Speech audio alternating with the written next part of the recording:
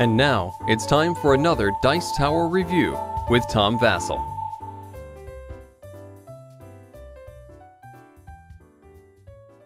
Welcome to the Dice Tower! Hi, I'm Tom Vasel, and this is my daughter, Melody. And today we're talking about a kid's game from HABA called Cheese Snatching. Actually, you can see the German name there, but the English translation is Cheese Snatching. And basically, players are playing a mouse who is stealing cheese and trying to get as much cheese as they can. In effect, it's basically just a push-your-luck game. When I read the rules, I thought, that's it. But that all really is what it is it's teaching you just how far are you going to push your luck. Let's look at the game itself. All right, here we have the game.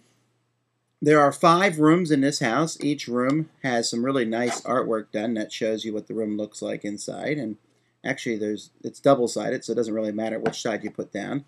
And then on top of each room, you're going to put 6 of these tokens that show cheese. They will show 1 to 3 pieces of cheese.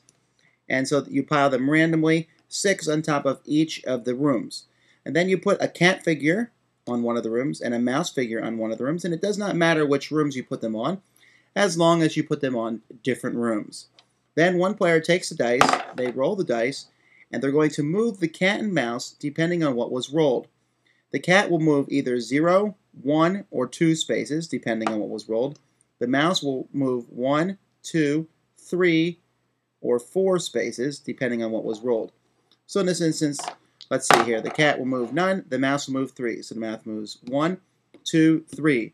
The mouse and the cat are not on the same space, therefore the mouse is safe at this point, and he takes his piece of cheese. The player who is moving the mouse puts his piece of cheese in front of them, but they do not get to keep it yet, because they can roll the dice again. If they decide to stop rolling the dice, they're done, and all the pieces of cheese that they have taken are now theirs. If they roll the dice again, they will move them again. In this instance, the mouse moves 3, and the cat moves 2. The mouse gets another cheese token and puts it in front of them. And they can keep doing this. However, if the mouse and the cat ever land on the same cheese piece, the mouse gets no cheese, and all the pieces that they've collected that turn are discarded, and they do not get to keep them. And you've pushed your luck a little too far, and you don't get any. Now let's just look at the numbers here a little bit. The mouse and the cat move differently, and the kids are going to notice that soon enough. The cat moves fairly slowly, while the mouse is scampering around pretty fast. The chance of a mouse and a cat landing on the same spot isn't really that high. It's really only 1 out of 5. So you should be able to push your luck, and yet at the same time, once you have a lot of cheese, are you really willing to put all that on the line? And little kids will learn that quickly. As they get a whole pile, they'll lose it. You might have a bit of crying, but they quickly learn that once they get some cheese, perhaps it's better to stop.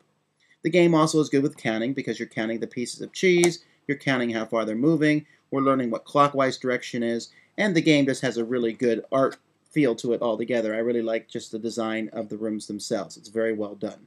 That's really all there is to the game. It's just rolling dice, moving these around. There is a variant for younger kids in which they simply count the number of tiles they get rather than pieces of cheese, but I really can't see why you would do such a thing, because if you can count tiles, you can count pieces of cheese.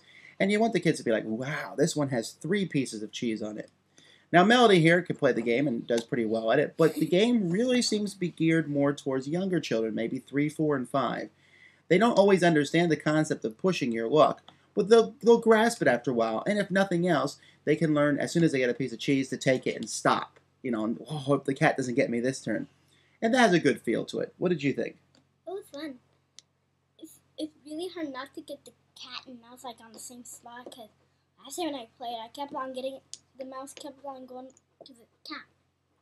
And I forgot to mention, if there is no cheese, if it runs out of cheese when you land on there, you get nothing, and the game is over when all the cheese is gone.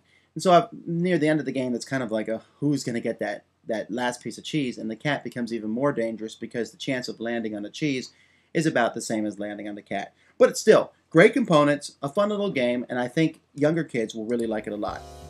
Thanks for joining us today. For more written, audio, and video reviews, as well as the #1 board game podcast, check out the website at www.thedicetower.com.